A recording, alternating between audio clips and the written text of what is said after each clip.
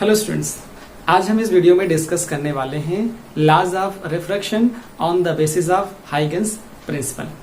इसके लिए ये कंसीडरेशन है, अगर आप लाइट को एज अ पार्टिकल मानते हो तो आपने देखा कि ऑलरेडी प्रूफ किया जा चुका है μ1 sin I is equal to μ2 sin R। ये कंडीशन अगर आपको मिल जाए तो आप कहते हो कि वो रिफ्रैक्शन को फॉलो करता है, वहां पे लॉज ऑफ रिफ्रैक्शन फॉलो हो रहे हैं। ऐसा ही काम हाइगन्स ने लाइट को वेव नेचर मान के भी प्रूव किया और ऐसी ही इक्वेशन ऑब्टेन करी। कैसी इक्वेशन? इक्वेशन थी μ1 sin I is equal to μ2 sin R, जिसे आप कहते हो स्नेल्स लॉ। ये इक्वेशन हाइगन्स ने लाइट को वेव नेचर मान के ऑब्टेन किया और ऐसा ही आज हम करने वाले हैं कि ये इक्वेशन मिल जाएगी तो हम बोलेंगे कि जो लाइट का नेचर अगर वेव है तो वो भी फॉलो करती है लॉज ऑफ रिफ्रैक्शन को। तो हमारा आज का टॉपिक क्या होगा? Laws of refraction on the basis of Huygens principle. Huygens का क्या प्रिंसिपल था, उसको यूज करते हुए हम इस इक्वेशन को ऑब्टेन करेंगे। तो इसके लिए ऑलरेडी देख रहे हो आप, मैंने फिगर बना रखा है। इस फिगर पे थोड़ा सा बात कर लेते हैं। देखिए इस फिगर में हमारे पास ए बी क्या है? A B incident plane wave front, जो ये पार्ट है ए बी, तो A B plane wave front है। यहाँ पर जो ये एरो होते हैं, ये जो वेव फ्रंट होता है उसके परपेंडिकुलर होते हैं, मीन्स जो rays are perpendicular to wave front. एक बात आपको बनानी है, जब भी आप वेव फ्रंट बनाओगे तो रेज बनाओगे। रेज कैसी होती है? वेव फ्रंट के परपेंडिकुलर। तो ये काम आपने कर दिया। फिर उसके बाद आप देखोगे कि मैंने लिखा हुआ है एक्स वाई। एक्स वाई क्या है? रिफ्लेक्टिंग प्लेन वेव फ्रंट है। यहाँ पर ये एक्स वाई क्या है? रिफ्लेक्टिंग प्लेन वेव फ्रंट है। रिफ्लेक्टिंग प्लेन वेव फ्रंट के बाद आपने लिखा है ए एन। देख रहे हो ए एन? ए एन क्या हो गया? नॉर्मल हो गया, सिंपल। उसके बाद ए एम ये हो गया इंसिडेंट रे। मैंने लिखा हुआ है आई आर, इंसिडेंट रे। फिर देख रहे हैं यहाँ ए डैश एम डैश, जो ए डैश एम डैश है, यहाँ पर ए डैश एम डैश, ये आपके पास आ जाती है आर आर। आर आर को बोलते हो refracted rays. Okay, now V1 and V2 क्या है? V1 और V2 फर्स्ट मीडियम और सेकेंड मीडियम में क्या है? स्पीड ऑफ लाइट है। ओके, दो चीजें मैंने नहीं लिखी, आई व आर। आई व आर आप जान चुके हो। आई मीन्स होता है angle of incidence and R with the angle of refraction. इन चीजों के बारे में बेसिक इंफॉर्मेशन आपके पास है। आपको ऑब्टेन करना है हाइगन्स प्रिंसिपल के थ्रू कि ए डैश बी डैश क्या चीज है। ए डैश बी डैश में पहले ही लिख दिया है कि रिफ्रैक्टेड वेव फ्रंट है।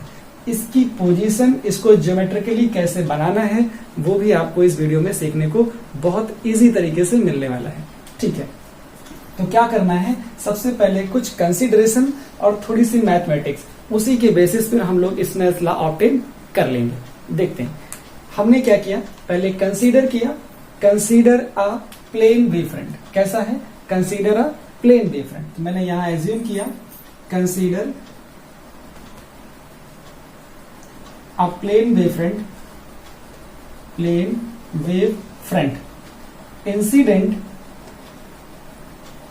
कहा इंसिडेंट हो रहा है? ये incident on a refracting surface. Refracting surface, जो रिफ्रैक्टिंग सरफेस है वो एक्स वाई है। एक्स वाई पर कितने एंगल पे इंसिडेंट हो रहा है? X Y refracting on a refracting surface X Y eight an angle आई। तो आई एंगल पे ये इंसिडेंस हो गया। इतनी बात तो समझ में आई। अब यहां पे क्या लगाना है? आपको यूज करना है यहां पर हाइगन्स का प्रिंसिपल। क्या होता है हाइगन्स का principle? According to Huygens principle, according Huygens principle. Huygens का प्रिंसिपल आपको पहले समझ में आए। हाइगन्स का प्रिंसिपल क्या था? हाइगन्स का प्रिंसिपल ये बताता था each point on the wave front. तो देखो मैंने डॉट डॉट लिखे हुए, बहुत सारे पॉइंट हैं। क्या है? वेव फ्रंट पे। तो each point on the wave front, each point on wave front act as a fresh source of disturbance. ये बात आपको समझ में आई। हर एक पॉइंट एक नए सोर्स ऑफ डिस्टरबेंस की तरह काम करता है और अपने पास से मतलब अपने से स्वयं वो निकालता है स्फेरिकल वेव फ्रंट, क्योंकि आपको मालूम है जो पॉइंट सोर्स होता है वो स्फेरिकल वेव फ्रंट ही बनाता है। ओके, तो यहां पर आपको पता चला कि हर एक पॉइंट एक नए सोर्स की तरह काम कर रहा है। फिर क्या हुआ, जो पॉइंट ए है, देख रहे हो आप, इस वेव फ्रंट का जो पॉइंट ए है पहले वो सरफेस को टच करता है। तो मैंने क्या लिखा, point A first touches the surface and it will start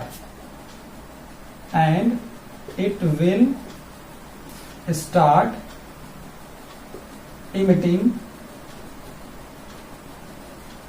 क्या करेगा, इमिट करेगा, emitting spherical wave front।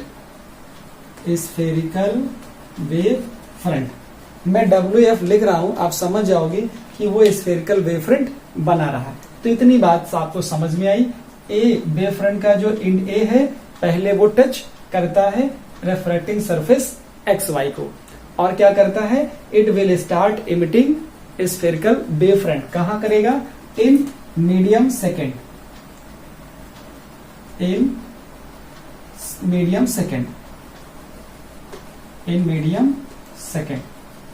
ये चीज हो गई।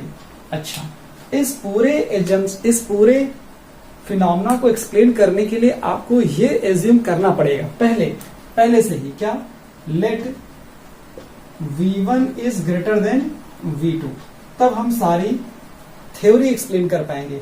हम ये मान के चल रहे हैं कि V1 क्या है, V1 रेयर मीडियम है। कौन सा मीडियम, ये वाला रेयर है और ये वाला डेंसर है।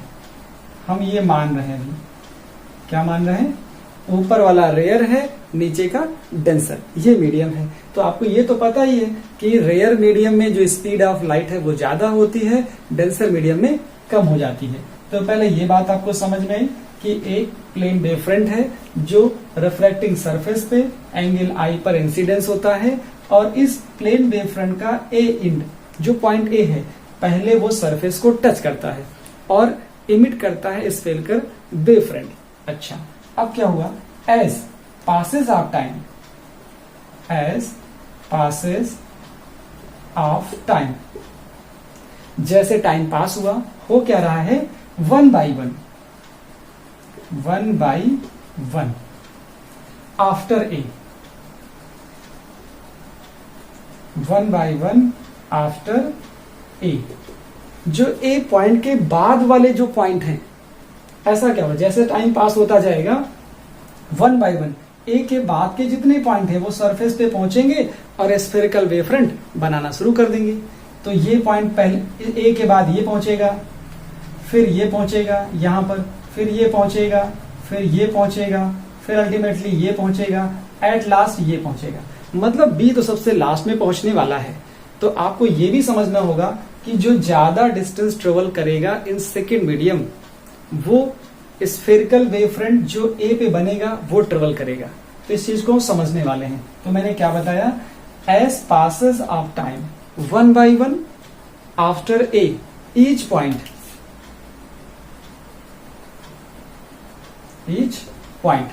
हर पॉइंट क्या करेगा, produces spherical wave front in second medium,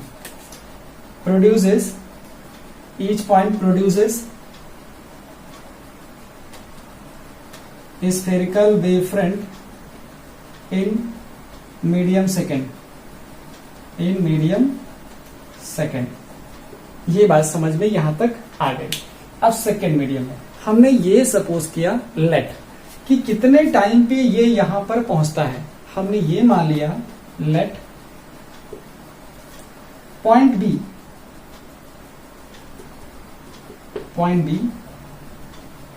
just touches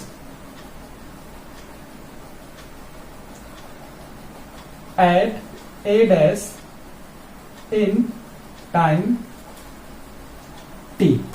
हमने ये माना कि t टाइम पे जो पॉइंट B है वो टच करता है, तो ये कितनी डिस्टेंस ट्रेवल करेगा ए तक पहुंचने में, तो हम यहां लिख देते हैं touches, let point B just touches at A dash in time t and covers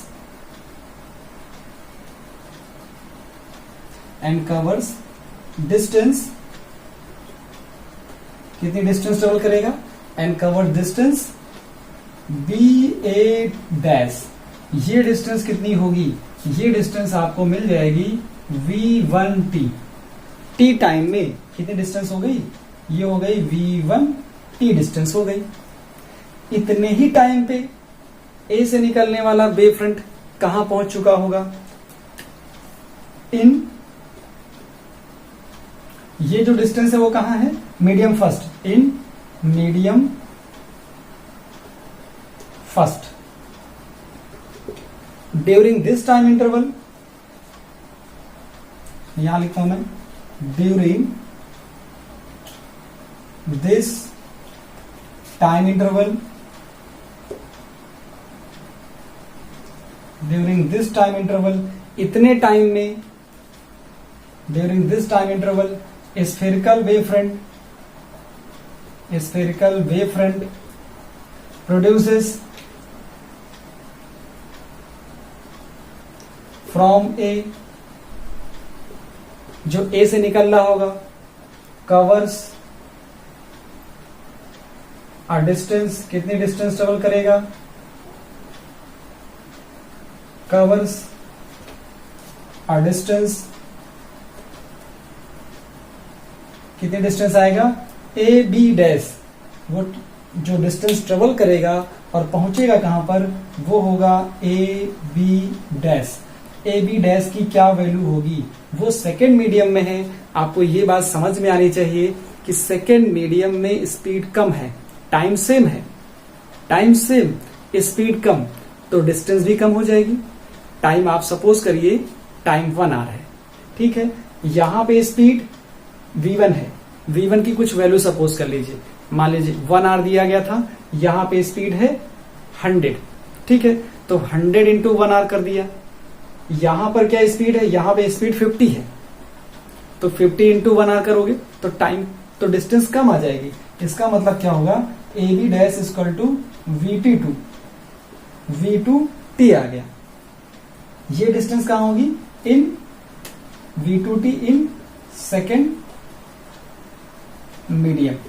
ये बात आपको समझ में आई कि इतनी डिस्टेंस सेकेंड मीडियम में हुई, और यहां पर मैंने लिखा था कि ये V1t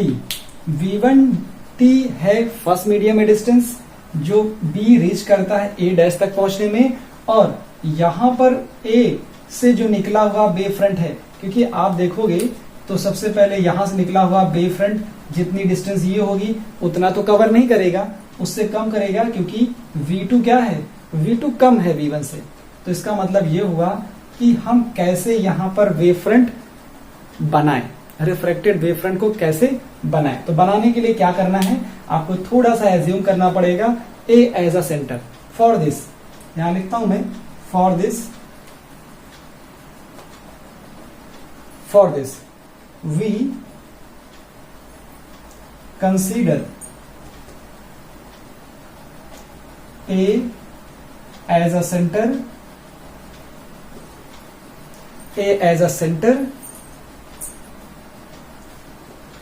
V2t as radius।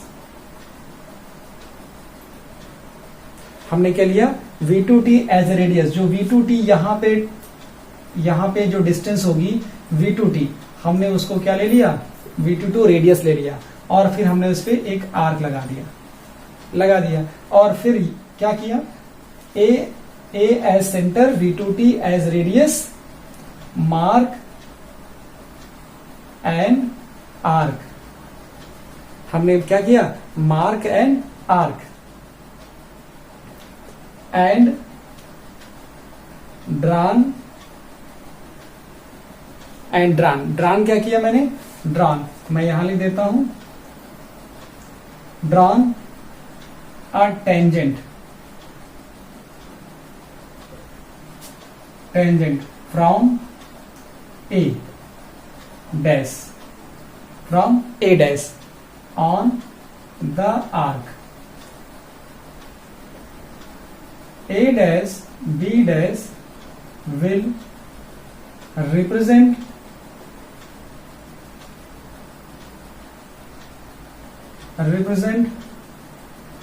refracted wave front। ये हमारे पास सिचुएशन थी जिसको हम लोगों ने ऑब्टेन किया, और ये सिचुएशन आपको ऐसी मिली। ये इस पे एक रिफ्रैक्टेड वेव फ्रंट होगा, ये आपको मिल जाता है। ये है रिफ्रैक्टेड वेव फ्रंट, इसको बोला आपने ए डैश, ये हो गया ए डैश, ये हो गया बी डैश, ये आर है तो ये वाला भी आर होगा। तो इस तरह से आपको ऑब्टेन करना था रिफ्रैक्टेड वेव फ्रंट। तो मैंने इजीली आपको समझाया। देखिए यहाँ पे कुछ ऐसा है नहीं, सिर्फ आपको ये समझना था कि ये जो प्लेन वेव फ्रंट है इसका हर एक पॉइंट एक फ्रेश सोर्स ऑफ डिस्टर्बेंस की तरह काम करता है। पहले इस प्लेन वेव फ्रंट का पॉइंट ए पहुंचेगा, वो वेव फ्रंट बनाएगा, फिर ए के बाद वाला पहुंचेगा, वो भी इमिट करेगा। तो इमिट करने वाली चीजें कुछ ऐसी बनती हैं, मतलब कुछ ऐसा बन जाएगा जाके, फिर यहाँ दूसरा वाला कुछ ऐसा बन जाएगा, फिर तीसरा वाला कुछ ऐसा बन जाएगा, ऐसा करके आएगा। फिर हम लोग क्या करेंगे, उस पर टेंजेंट ड्रा करते हैं। टेंजेंट ड्रा करेंगे तो फिगर थोड़ा सा गंदा हो जाएगा। तो मैंने क्या किया हुआ है, सिर्फ एक ही चीज बनाई है, एक वो सेंटर मान करके V2T रेडियस लेकर के मैंने एक आर्क लगाया और ए डैश से उस आर्क पर टेंजेंट ड्रा कर दिया। इतना सिर्फ मैंने काम करा। तो इस तरह से आपने क्या किया, एक वेव फ्रंट ऑब्टेन कर लिया। अब आपको मुझे थोड़ी सी मैथमेटिक्स समझानी है, इसको आप नोट कर लीजिए, फिर मैं आपको ये एक्सप्लेन कर देता हूं। इसको मैं हटा देता हूं और यहां से अब आपको थोड़ी सी मैं मैथमेटिक्स बताता हूं। होगा क्या, आपके पास दो ट्रायंगल इजिली बन जाएंगे और उन दोनों ट्रायंगल्स में देखिए, पहला ट्रायंगल क्या आया, in triangle A B A dash, in triangle A B A dash क्या आएगा, यहां पे साइन आई लेंगे। साइन आई इक्वल टू क्या होता है, फ्रंट अपॉन हाइपोटेनस। तो फ्रंट कितना है आपके पास, देख पा रहे हो, फ्रंट ये है, फ्रंट ये कितना हो जाएगा, ये हो जाएगा V1T अपॉन, ये फ्रंट है। तो मैं यहाँ पे V1T इसको ऐसे भी ले सकता हूं कि B A dash upon A dash. तो यहां से क्या आ जाएगा, जो बी ए डैश की वैल्यू है वो है V1T अपॉन ए डैश। फिर आएगा इन ट्रायंगल, दूसरा ट्रायंगल क्या है, A dash B dash, triangle A dash B dash A. तो इसमें क्या मिलेगा आपको, यहां मिलेगा साइन आर। साइन आर की वैल्यू क्या आ जाएगी, साइन आर की वैल्यू देखोगे यहां से, तो फ्रंट अपॉन फ्रंट कितना है, A B A dash upon A dash. तो ए बी डैश की इसकी भी वैल्यू क्या आई थी, इसकी वैल्यू आपको मिली थी V2T अपॉन ए डैश, ये मिला हुआ था। तो यहां से क्या कर सकते हो, जरा देखिए आप, यहां से आप ये लिख सकते हो sine i upon sine r क्या हो जाएगा, sine i upon sine are. Sine i upon sine r देखोगे तो यहां से आ जाएगा V1T upon A dash upon V2T upon A dash. तो यहां से आपको V1T अपॉन V2T मिल जाएगा और यहां से TT भी कैंसिल हो जाएगा। तो sine i upon sine r is equal to मिलेगा V1 अपॉन V2। अब आप यहां से क्या कर सकते हो, दोनों को C से डिवाइड कर दीजिए। जब C से डिवाइड करोगे तो ये टर्म आ जाएगा V1 upon C, V2 upon C। अच्छा, होता क्या है आपको ये पता है, मैं यहां ले देता हूं, since mu is equal to होता है C अपॉन V। अगर मैं ऐसा लिख दूं 1 अपॉन म्यू तो ये हो जाएगा V अपॉन C। तो ये तो इंफॉर्मेशन है आपके पास।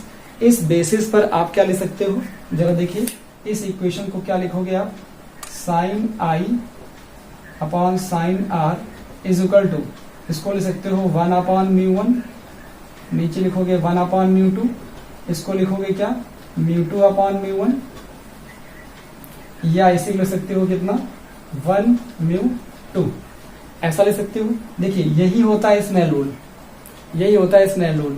इसी को लेकिन अच्छे तरीके से लिखने का तरीका ये है कि μ1 से मल्टीप्लाई करिए, μ1 sin i is equal to μ2 sin r, जिसकी मैंने स्टार्टिंग में बात की थी कि अगर आप ये कहीं से प्रूव कर ले जाओ μ1 sin i is equal to μ2 sin r, it means this is the Snell's law and this is the second law of refraction. This is Snell's law. This is Snell's law and also called law of second law of refraction. It is also called second law of refraction. अब problem ये है कि second law तो हो गया, first law को कैसे explain किया जाए। तो फर्स्ट लॉ को एक्सप्लेन करने के लिए देखिए ये तो हो गया फर्स्ट लॉ, वो सेकेंड लॉ हो गया। अब फर्स्ट लॉ को करने के लिए क्या करोगे, for first law, first law के लिए जरा क्या देखना है आपको सिर्फ ये समझना है यहां पर कि यहां पर ये जो आप देख पा रहे हो ए नॉर्मल क्या है आपके पास, एक्स वाई क्या है और ये ए बी क्या है। तो मैंने ऑलरेडी पहले ही बताया है, बस समझाना चाह रहा हूं थोड़ा सा। देखिए होगा क्या, ए बी आपके पास मैं लिख देता हूं यहां पर ए बी क्या है, ए बी आपके पास है प्लेन वेव फ्रंट। कैसा है, इंसिडेंट प्लेन वेव फ्रंट। तो मैंने लिखा A B is perpendicular, A B यह है इंसिडेंट वेव फ्रंट, और दूसरा आपके पास देखिए एक्स वाई क्या है, सरफेस है, कौन सा, रिफ्रैक्टिंग सरफेस, ठीक है। दूसरा क्या आएगा, देखिए ये वाला आपके पास कैसा आया है, ये ए डैश बी डैश, ये है रिफ्रैक्टिंग वेव फ्रंट। तो ये चीजें आपको मालूम हो गई। अब ये जो तीनों आई है ना, ये तीनों all these are perpendicular to plane of copy. All these are perpendicular to plane of copy. मैंने यहाँ बोर्ड पे, मुझे बोर्ड लिखना चाहिए था, मैंने बोर्ड नहीं लिखा, कॉपी ही लिखा, क्योंकि आपकी हैबिट में आ जाएगा, इसलिए ऐसा लिखा कि आपको हर बार प्लेन ऑफ कॉपी, क्योंकि आप कॉपी पे लिख रहे होंगे तो वहां पर आपको क्या लिखना होगा, perpendicular to the plane of copy. तीनों है वो कॉपी के प्लेन के परपेंडिकुलर हैं। अच्छा, इस चीज को मैं जरा समझा भी देता हूँ। देखिए होगा क्या, जैसे ये है, ये हमारा प्लेन है, इस प्लेन के ये क्या है, इस प्लेन के ये परपेंडिकुलर है, ये वाला भी हमारे पास प्लेन के परपेंडिकुलर है, ये वाला भी प्लेन के परपेंडिकुलर है, ये तीनों क्या हैं, इस बोर्ड के प्लेन के परपेंडिकुलर हैं। आप कॉपी बनाओगे तो वहां भी लिखोगे कि क्या है, वो कॉपी के प्लेन के परपेंडिकुलर है। अब मुझे क्या बताना है, इनके परपेंडिकुलर जो भी होगा वो सेम प्लेन पे होगा। तो क्या देखने वाले हो, आपको क्या देखना है, आप देखेंगे यहाँ पे, मैं यहाँ पे समझा दे रहा हूं। देखिए ए बी के परपेंडिकुलर कौन है, यहां लिखना पड़ेगा M A is perpendicular to A B, clear. और एक्स वाई के परपेंडिकुलर कौन, A N is perpendicular to X Y, ये सरफेस के परपेंडिकुलर, ठीक है। अच्छा, ये रिफ्रैक्टिंग प्लेन, ये रिफ्लेक्टिंग वेव फ्रंट था, इसके परपेंडिकुलर ये है, ये कौन सी है, रिफ्रैक्टेड रे, मतलब A dash M dash perpendicular to A dash B dash. इसका क्या मतलब हुआ, इसका मतलब ये हुआ, ये इंसिडेंट रे, ये नॉर्मल और ये रिफ्रैक्टेड रे। तो आपको ये पता है ये तीनों क्या होंगे, all these three line in a same plane, hence M A N A dash M dash R lies in a same plane. This is the first law, this is first law. ये आपके पास हो जाता है first law. तो आपको इस तरह से समझना था कि फर्स्ट लॉ क्या होता है, सेकेंड लॉ क्या होता है। आई होप आपको ये एकदम क्रिस्टल क्लियर हो गया होगा। आप इसका स्क्रीनशॉट ले लीजिए। ये है क्वेश्चन, ड्रा रिफ्रैक्टेड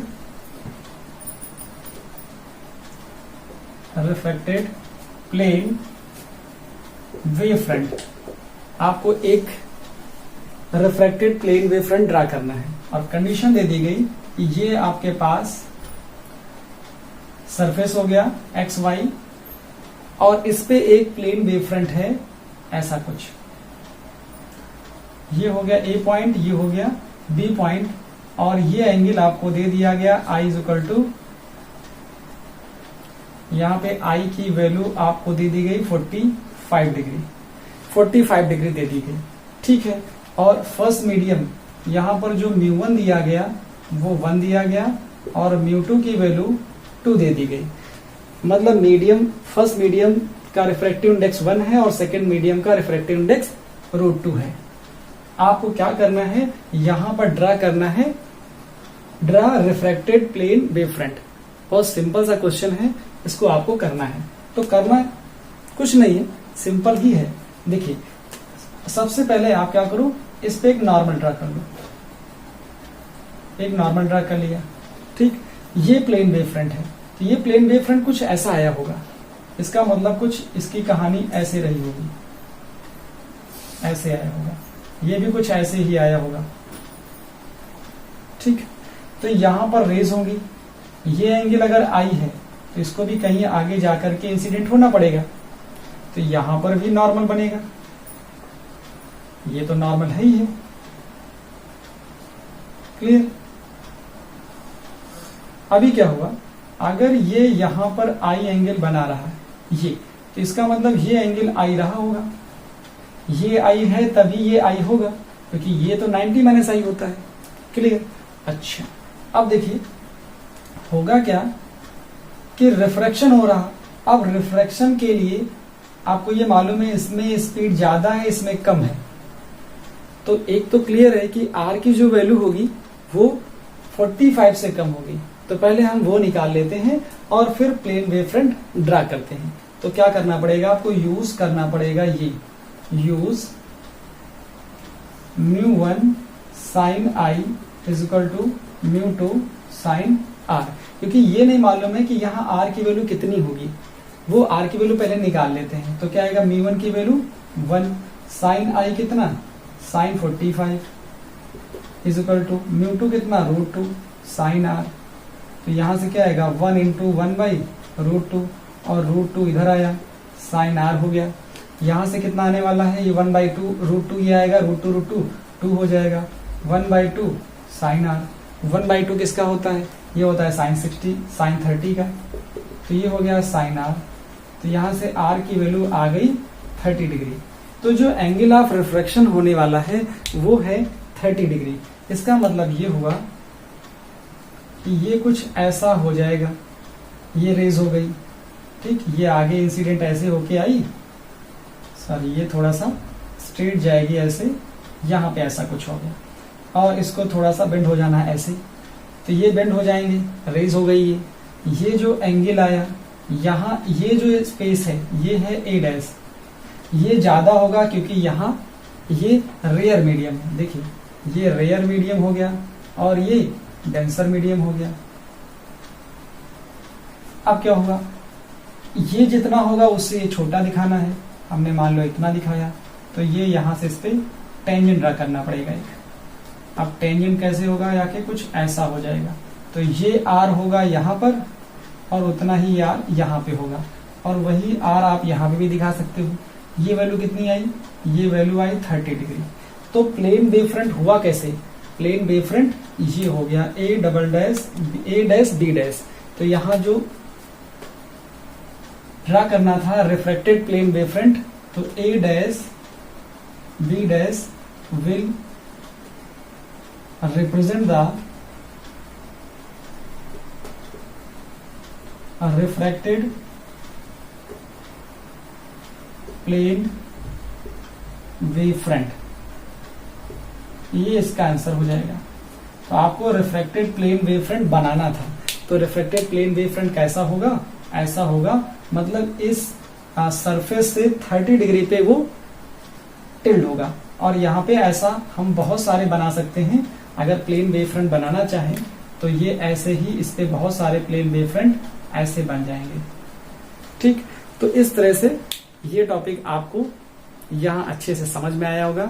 आई होप अब आपको laws of refraction through Huygens principle इस वीडियो को देखने के बाद एकदम क्लियर हो गया होगा।